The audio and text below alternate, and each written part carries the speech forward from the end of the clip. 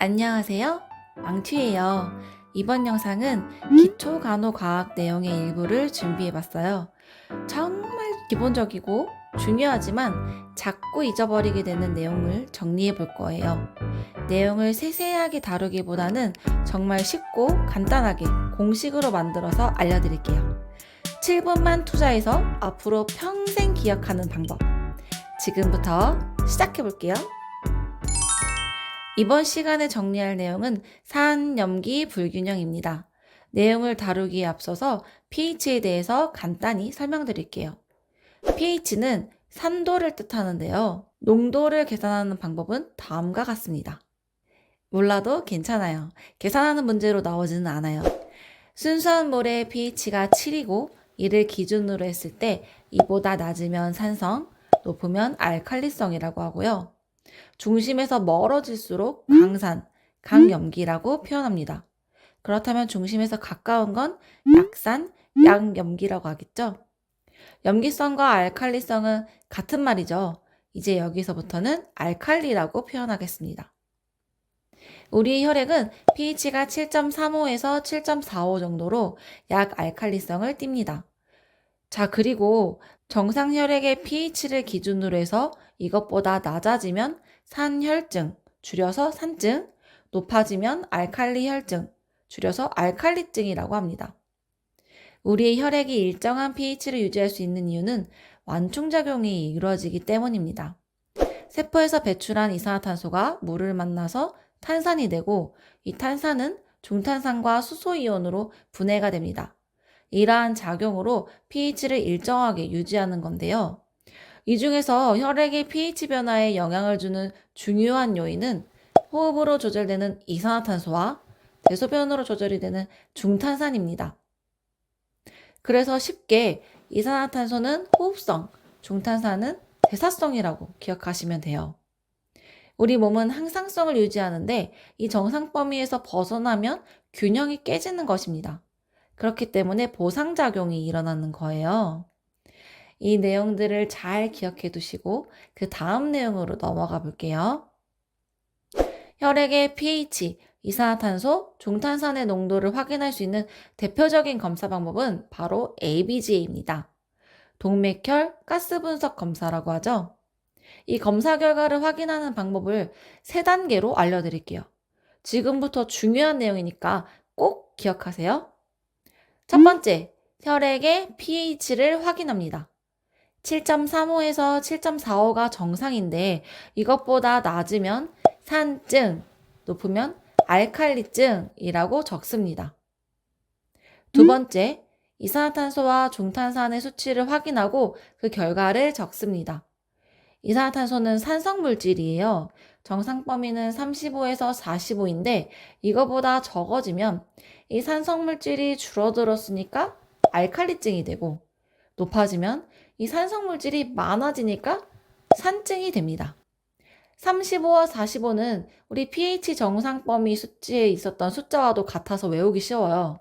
7.35, 7.45, 35와 45. 같죠? 중탄산은 알칼리성 물질이에요. 정상 범위는 22에서 26인데요. 저는 저의 리즈 시절이라고 암기하니까 절대 안 잊혀지더라고요. 22살에서 26살? 아, 참 좋았는데. 이렇게요. 알칼리성 물질이 줄어들면 반대로 산증이 되겠죠. 그래서 22보다 낮아지면 산증, 26보다 높아지면 알칼리증이라고 쓰면 됩니다. 마지막 3번째, pH 결과와 일치하는 요인을 찾습니다. 이게 무슨 말이냐면요. 이렇게 결과를 확인했을 때 그 결과가 이산화탄소랑 일치하면 호흡성, 중탄산과 일치하면 대사성이라고 적는 거예요. 이렇게 해서 호흡성과 대사성인지, 산증인지, 알칼리증인지 구분하면 총 4가지의 결과가 나오게 되는데요. 자, 그러면 예시를 보면서 문제를 한번 풀어볼까요? 실제로 ABG의 결과에서는 5가지 요인을 확인할 수 있습니다.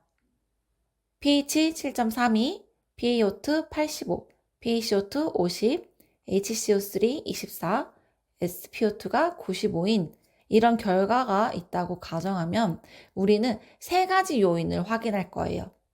아까 말했던 세 단계 적용해서 문제를 풀어볼게요.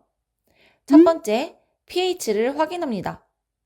자, pH가 7.35에서 7.45가 정상인데 7.32가 나왔으면 정상 범위보다 낮으니까 산증이라고 적습니다.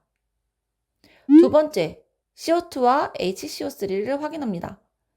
CO2는 이산화탄소고요. HCO3는 중탄산이에요.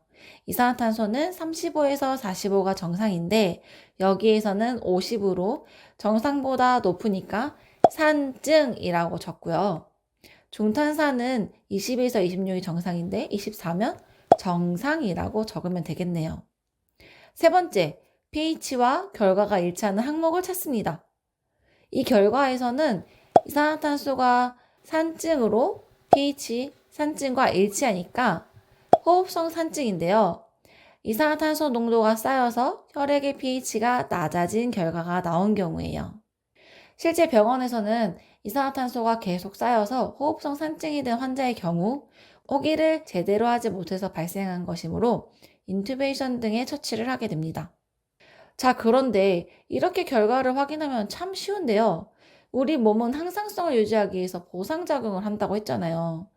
그러니까 이러한 결과가 나왔을 때 그대로 있는 게 아니라 정상 수치로 돌아오려고 계속 노력을 하게 돼요.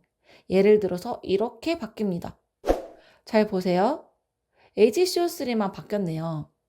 24에서 28로 바뀌었습니다.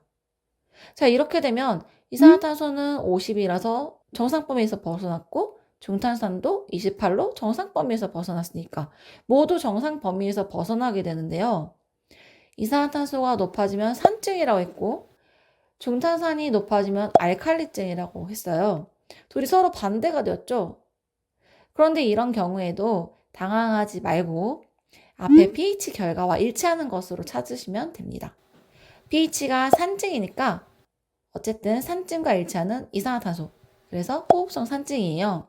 자, 이 경우는 호흡성 산증으로 인해서 중탄산 이온이 보상작용으로 변한 것이기 때문에 결과는 그대로 호흡성 산증이라고 적으시면 됩니다. 이렇게 하면 끝! 완전 쉽죠?